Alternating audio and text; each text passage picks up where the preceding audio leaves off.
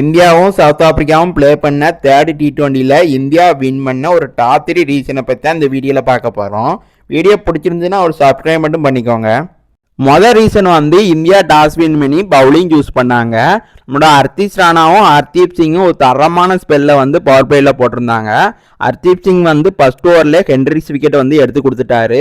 அதுக்கடுத்து நம்மளோட Hardeep Rana quinine டிகாகியும் ரிவால் Brevis இவங்க 2 பேரும் விக்கெட்டையும் பார்த்தீங்கன்னா பவர் பிளேயில் எடுத்து கொடுத்து 2 பேருமே ஒரு தரமான ஸ்டார்ட்டை வந்து இந்தியாவுக்கு வந்து கொடுத்துருந்தாங்க. செகண்ட் ரீசன் வந்து இந்தியா வந்து தரமாக பவுலிங் போட்டிருந்தாங்க பவர் பிளேயில். நம்ம மார்க்ராம் மட்டும் கடைசி வரைக்கும் போராடி ஒரு 61 ரன் அடிச்சுட்டு அவருமே அவுட் ஆகிட்டாரு. இந்தியா தரமாக பவுலிங் போட்டு சவுத் ஆப்பிரிக்காவை 117 ரன்னுக்கு ஆல் அவுட் ஆகிட்டாங்க.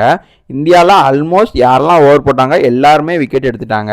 வருண் சக்கரவர்த்தி, குல்தீப் யாதவ், ஹர்தீப் சிங், ஹர்தீப் ராணா இவங்க எல்லாரும் 2 விக்கெட் எடுத்திருந்தாங்க. ஹர்திக் பாண்டியாவும் சுபம் டூபே இவங்க 2 பேரும் 1 விக்கெட் எடுத்திருந்தாங்க. இந்தியாவுக்கு வந்து டார்கெட் வந்து 118 ரன் கொடுத்திருந்தாங்க சவுத் ஆப்பிரிக்கா. தேர்ட் ரீசன் வந்து அபிஷேக் சர்மாவும் சுமன் கில்லும் சேர்ந்து ஒரு தரமான ஒரு ஓப்பனிங் பார்ட்னர்ஷிப் வந்து பார்த்தீங்கன்னா கொடுத்துருந்தாங்க. அபிஷேக் சர்மா ஃபர்ஸ்ட் பாலே 6ஓட தாங்க இன்னிங்ஸை ஆரம்பித்தார். அவர் 18 பாலுக்கு 35 ரன் அடிச்சுட்டு அவுட் ஆகிட்டார். அதுக்கடுத்து நம்மளோட சுமன் கில் 28 ரன்லையும் சூரியகுமார் யாதவ் வந்து 12 ரன்லையும் அவுட் ஆகிட்டாங்க. அதுக்கடுத்து கடைசியில் நம்ம சிவன் டூபை வந்து பார்த்தீங்கன்னா 6-4 அடித்து மேட்சை ஃபினிஷ் பண்ணி கொடுத்துட்டாரு. இந்தியா தேர்ட் T20யை 7 விக்கெட் வித்தியாசத்தில் இந்த மேட்சை வின் பண்ணிட்டாங்க. இது போல் கிரிக்கெட் வீடியோக்கு மறக்காமல் நம்ம சேனலை சப்ஸ்கிரைப் பண்ணிக்கோங்க.